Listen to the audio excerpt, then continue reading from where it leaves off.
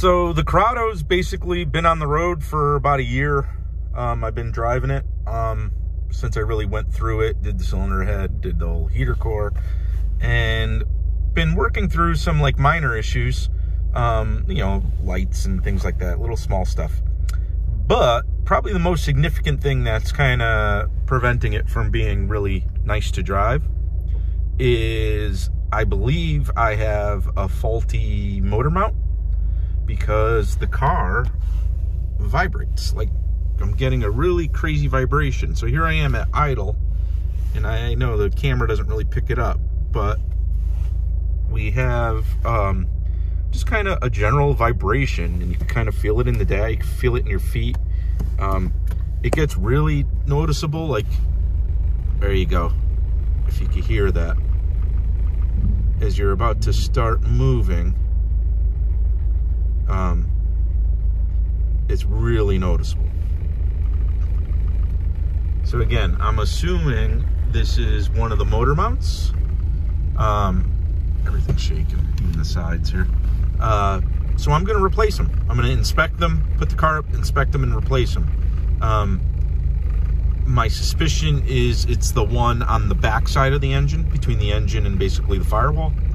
There's one there, one in the front, and then one that mounts basically the transmission to the chassis. But we'll check them out and go from there. But here's, I mean, hopefully you can hear that. So I have the Corrado up on the lift, and I'm gonna replace the motor mounts. There are 3 mounting points for the G60. So the first motor mount is where you see this large bolt right here going into like this cross member that supports the radiator. So right at the front of the car. So here's the front of the car, and there's a large bolt and then this little bolt. And then the others are right there is the one on the back of the engine. This one's a little more complex. There's 3 little bolts on the top that hold it to this bracket, which goes to the engine, which you can see here. And then there's 2 large bolts on each side that go up at an angle, and you can see the head of one there, which goes through like that whole assembly into it there. And then the other one is right there, that bolt head right there, same thing, goes in up at an angle to the mount. And then the one that's on the transmission side is, it's basically up here. So this is the kind of the cross member for the suspension, and the rear mount's kind of attached to it, right? Which makes sense because this is the most significant structure in the front of the car. But yeah, the other guy's up there. You can kind of see the bolt hole, but that is all from the top. So that's the hard part about this is, you know, I have it on the lift, but I really will need to drop it to the top bolts. And when you do the tops and the bottoms, you really need to support the engine. So you need either, if you're going to be under it like me, you need, you know, like floor stands that you can use to support the engine up and kind of jack it up too, like give you the space to get the mounts out. Or you got to do it from the top side with a cherry picker to kind of hold it, or like one of those cool, which I don't have, like the brace that goes across the engine bay and you can hook to the engine. So then to support the engine basically to the fender, inner fender rails kind of. But that's the plan. We're going to attack these one by one. This one I think is the easiest to get out. This one, you have to undo some of the bottom. It's easy to disconnect.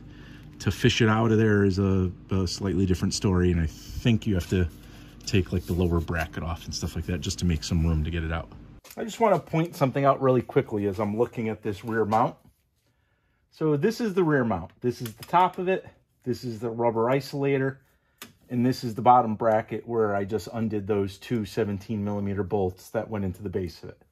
So for comparison purposes, this is the replacement. So this aluminum top, which is nice and, you know, silvery gray on the new one, is this rectangle right here that I'm tapping on. I want you to notice the distance between the bottom of this aluminum block and the ridge right here on the rubber isolator piece. Okay? So see the ridge and the block. Now look at the new part. This is the block. This is that same ridge. Look at how much space. There's like over an inch in here. And I'm sure when this goes in, the weight of the car will compress this somewhat. But look how collapsed this mount is. So I'm almost positive that this is the source of all my nasty vibrations. Yeah, it's pretty amazing. Again, there's all this space between the ridge and the top mounting block, and there's almost none. There's like a centimeter on this one, and there's probably, 3-4 centimeters here. So we'll just continue with the removal. I'm gonna remove the two 17mm bolts that are going into the base of the rear mount. You just need a long extension, and I could get to one right there pretty easily. And then the other one, which is actually a much longer bolt, you could get using the hole in the control arm. So.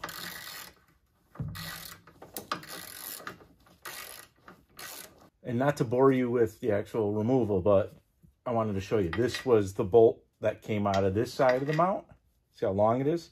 And this is actually the bolt that came out of this side of the mount. So now in theory, because the bottom parts of the mounts are no longer attached to basically the frame or the subframe of the car, I should be able to get under here with like a jack and push up on the engine. And we should see some separation between the mount and the frame. So since I'm pretty sure that my problem is this rear mount, I'm gonna take a slightly different approach in removing it, and I'll explain why. I removed the two big bolts, which I already showed, that went through the bottom of the cross member into the mount. From the top side, there are 3 smaller bolts that go into this aluminum block right here. So they go through this bracket, right, into this block, and there's 3. I can't easily get to them right now because there's this, you can kind of see it. You can see it you can see it along the whole top of this bracket, but it's basically like a heat shield. I'm moving it with my finger. It's like a little aluminum heat shield, and it has like little securing nuts on them. So I got to pop that off to then expose 3 bolts to undo from the top. But instead, I'm just going to remove the whole bracket. So here's the bracket, and it's only held on by 4 13mm bolts. So I already removed this bolt here. I'm removing the one on, let me flip around. I'm removing that one right now that you can see partially backed out. And then these 2 bottom ones. And then I should be able to remove this whole bracket right out. And it should be attached to the mount. And then I will show you that and take that apart and then reassemble. So the 4 bolts on the bracket are out. Now I gotta just try to fish the bracket out of here. And when I did undo the 4th bolt, the engine wanted to drop. So it took some, finagling. There is a little like wire on here. I think it's the connector that goes to the O2 sensor. So I'm gonna have to kind of be careful with that and pop it off at some point before I could actually remove this bracket.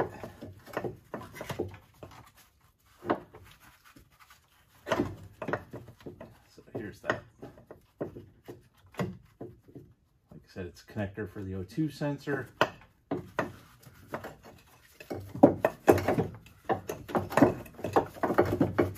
So I undid the little electrical connector on it that goes to the O2 sensor.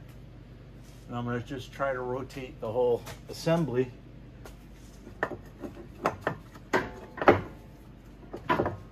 There it is. There it is. All right, so I just rotated the whole piece. So I am just wrestling this out. Here it comes. Oops.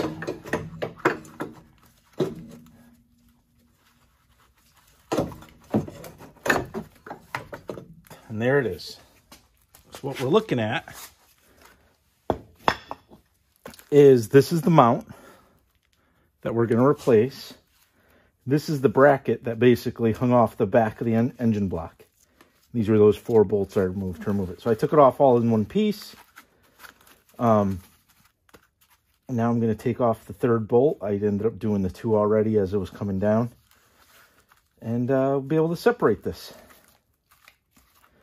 You can see without the weight of the engine that gap in there kind of came back. So we'll see, right, the proper comparison of how collapsed this mount is when we put the new one in, put it back in, and put the weight of the engine back on it. Because this guy was, like, this whole gap was completely collapsed.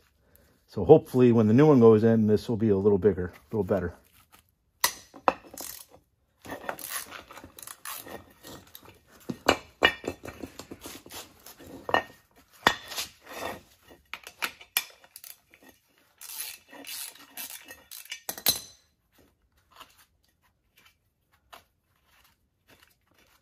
It's interesting because this bolt has a little stud on it, which is where the bracket for the little wiring harness went. So this is the old mount, and here's the new one. And I put these bolts here just to store it. But here's the replacement. So with the old mount removed, you could just see, even height-wise, the new one on the right is taller. You can also kind of see where, like, the rubber collapsed in. You can see, like, the stress cracks around the edge there. But yeah, so hopefully this will do a much better job dampening those vibrations. So I'm just going to reassemble. Here's the bracket.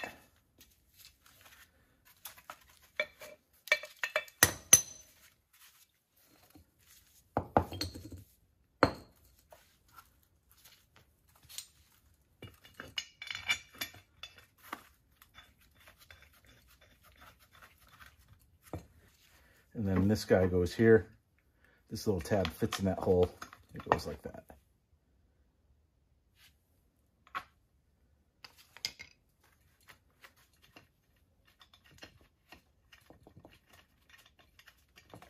I'm going to clean this all off too. I'm going to tighten these up and then get it back up in that opening and get these 4 bolts going.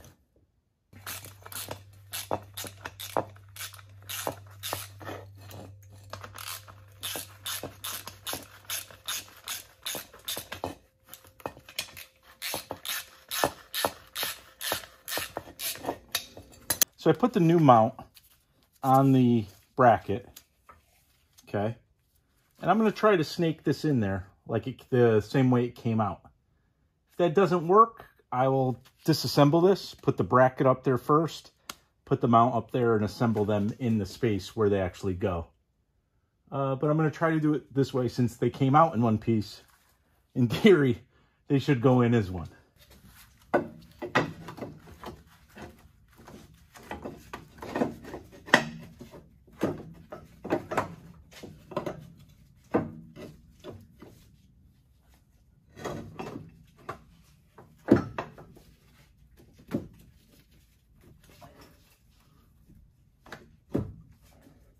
So with the engine jacked up, that's what I have this block of wood for. You can see, I mean, I could move this by hand. It's loose, but I could line up those holes now and put those 4 bolts back in and be done with this rear mount. But the key is you really got to jack the engine back up to get it in alignment with the that bracket, since it's already bolted to the mount, which is already bolted to the subframe. The rear motor mount is installed. I snugged up the bolts on the bracket here, the 4, 1, 2, 3, and the other one's on the other side, 4. And there it all is. Everything's tight. The thing I want to point out is, look at how much more space is between the aluminum top of the mount, like the aluminum bracket, and the steel cup at the bottom. Look how much rubber is showing, right? And then look how much space is between that, that top piece of aluminum there and the ridge of the rubber mount of the isolator. So, you know, it goes to show how collapsed and fatigued the other mount really was. I'm sure this will settle a little, but right now it is bearing the full weight of the engine. There's no supports, there's nothing under the engine holding it up. It is, you know, the full weight, but I'm assuming as it starts to drive and settle and rock back and forth from like the torsion of the engine, that'll settle a little. But I am, you know, pretty impressed with how much more space is there, and pretty sure that this was my issue with the drivetrain vibration I was receiving inside the Corrado. So what I'm going to do, I'm going to cut this video short here. My intent was to do all three, the transmission one, the one on the other side, and the one on the front. I'm going to cut this video here just because of the length of it, and then create another video replacing the other two mounts.